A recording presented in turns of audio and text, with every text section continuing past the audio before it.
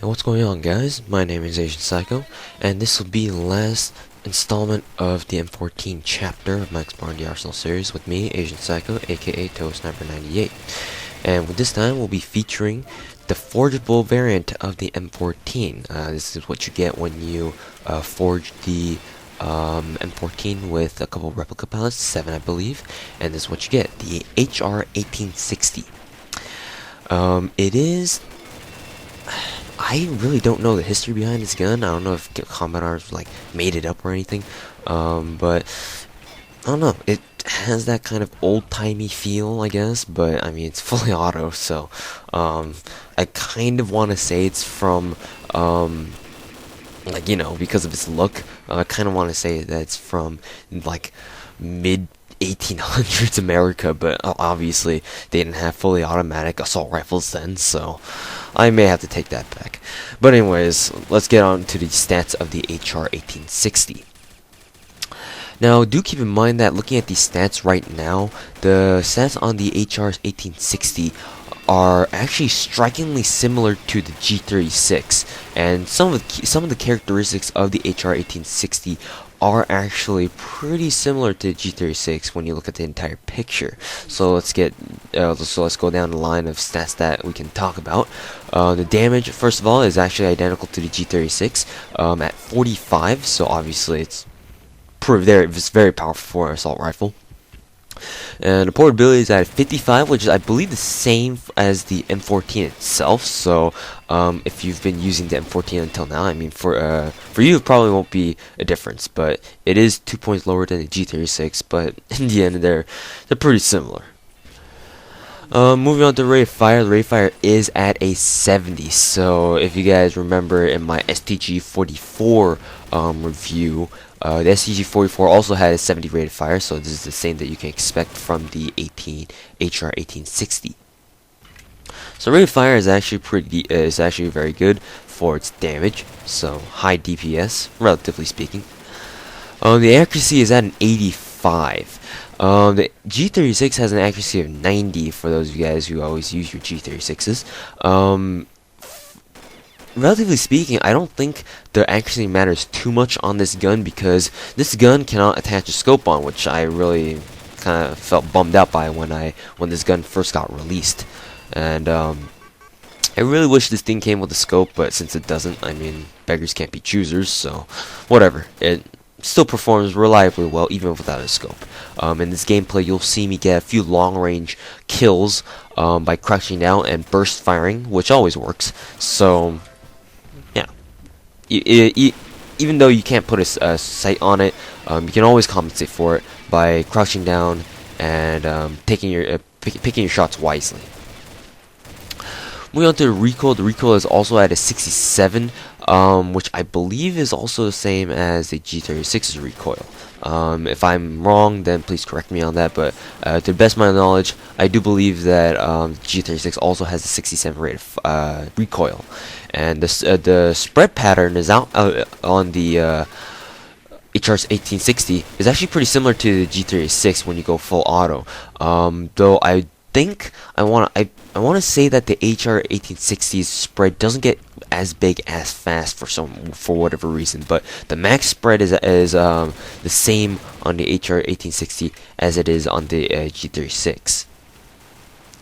Moving to Recoil Kickback. The Recoil Kickback is actually pretty hefty. You can see it there, but when you're going full auto and doing some heavy-duty CQC business, it's not something you should be worried about. So, for the most part, don't worry about it, but the kickback may throw your aim off a little bit.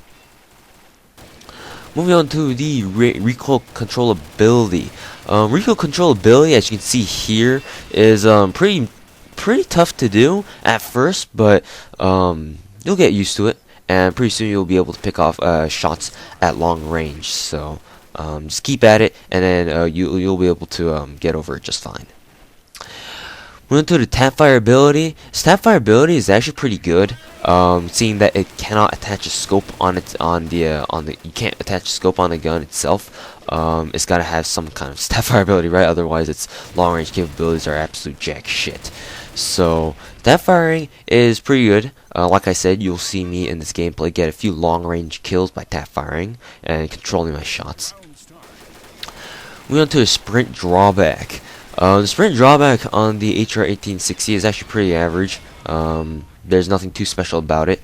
And if you guys, once again, if you guys don't know what the what I mean by sprint drawback is, the time that it takes for your character to bring up your gun again after you're done sprinting. So that's what it is. Moving on to the draw speed. The draw speed is a little bit faster than usual because its draw animation is actually pretty unique.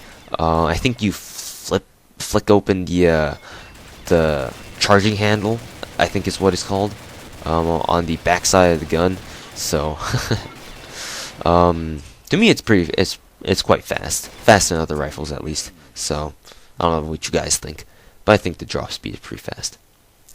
Moving on to the center speed. The center speed is pretty average, I want to say.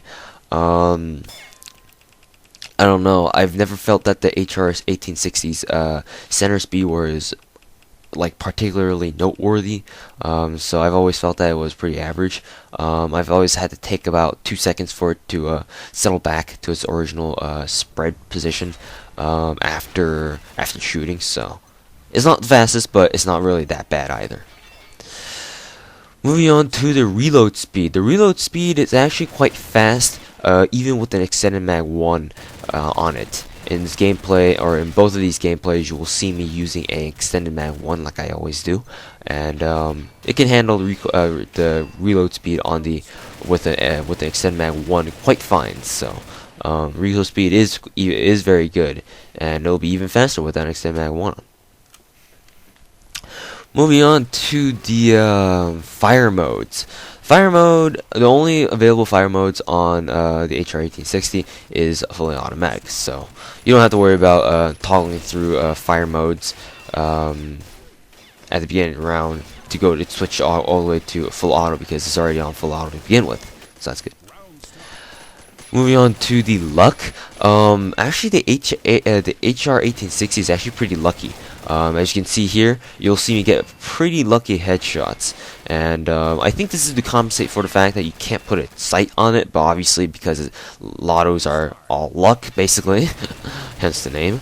I'm pretty sure it's not like built into the game code, but I don't know. For some reason, I tend to get a lot of headshots with the HR1860. Even if I don't consciously try to aim for their head. I don't know. Just so happens. Anyways, moving on to the ammo capacity. The ammo capacity is at a standard 30 rounds per magazine and 90 in reserve, so nothing changed there. Now moving on to the key physical characteristics. Key physical characteristics about this gun, the first things that come to mind are its shiny gold camo and its awkwardly huge magazine and lack of a pistol grip. Instead, it just has a shotgun style what's that called, buttstock. So like the stock reminds me of the stock on the Remington 870. And yeah, it's just, and the magazine size, the size of that magazine on the thing, in the third-person model, it's just like really awkward. It looks really huge. It looks like as if it's like out of place. So that's just my personal opinion, though. And moving on to the muzzle noise. The muzzle noise on the HR1860 is low frequency, but it's actually pretty loud, and people will be able to hear you coming. Because it is low frequency, though, if your enemies don't exactly have sharp hearing, they will have some difficulty knowing what your gun is, because it does sound pretty similar to other guns, and your enemies might not know what gun you're using. Now moving on to attachment options, like I mentioned before, you cannot attach a suppressor to your wait, hold on. I don't think you can put a suppressor on your HR1860 either. Please check on that. I don't think you can, at least. Definitely you can't attach a scope on this thing. I don't know about suppressors, but if you have a feeling, you can't put suppressors on this thing either. So I guess the only thing that this thing can have for modifications is magazine modifications. So as you can see here, I'm using the extended mag 1 for both these gameplays. Now moving on to whether or not it's fire team worthy. I would prefer using assault rifles that have some sort of scope on them, but if you can long range you get long range snipe people, snipe zombies with what is it? The HR1860, which you can do, and I've done before, then by all means go ahead and use this gun, because its high rate of fire and high damage are actually very, very good for fire team work. Moving on to whether or not it's quarantine worthy, I would personally stay away from the HR1860 because of its low rate of fire. Even though, ooh, nice headshot. Even though it is very powerful and it does have a high rate of fire, its portability is just not going to cut at 55. It's very slow. For my frank personal opinions, when this gun was first released, when the Gun Emporium was first, I guess, open to the CA public, I actually really liked the gun from the beginning. I found out when I first found out that it was the M14 that you had to forge in order to use this to forge this HR1860. I bought the M14 for 90 days and I forged it right on the spot. I was like, oh my god, this gun is the best thing ever. And then I played with it a little bit more, and I found out what exactly it was that wasn't so hot about the HR1860. So stay away from it a little bit, but even still, the HR1860 is still a very good assault rifle, and definitely worth your 7 replica pallets that you have to use in order to forge the HR1860s from the M14. So definitely a worthy addition to the M14 family, even though it has nothing to do with M14 at all. It's just a forgeable variant, so whatever. Still a very good gun. I highly suggest you guys, if you guys don't like using your M14s, just to forge it into your HR1860. This is a much better gun. This is a much more new-friendly gun than the M14 is, at least. Now for my final rating. For my final rating, I'm gonna have to give this gun about an 85 at close quarters. Middle range, I'm gonna give this thing about a 70, and at long range, I'm gonna have to give it about a 40, because it's gonna be lower than user, because you can't exactly have a scope on this thing. And like I said, like I said before, even though it is possible to long range snipe people by Tapfire and controlling your shots, I doubt you'll be able to do that quickly enough to take out someone who already saw you and is opening fire on you with a scoped weapon. So I honestly don't think you'll be winning any long-range gunfights with this gun, unless you're really super good. Then that's a different story. So 40. Let me bring up my handy-dandy calculator. So that means that leaves us with 40 plus 70 plus 85 divided by 3, and that gives the final rating of 65. So there you have it, boys and girls. The HR1860 has a final rating of 65%.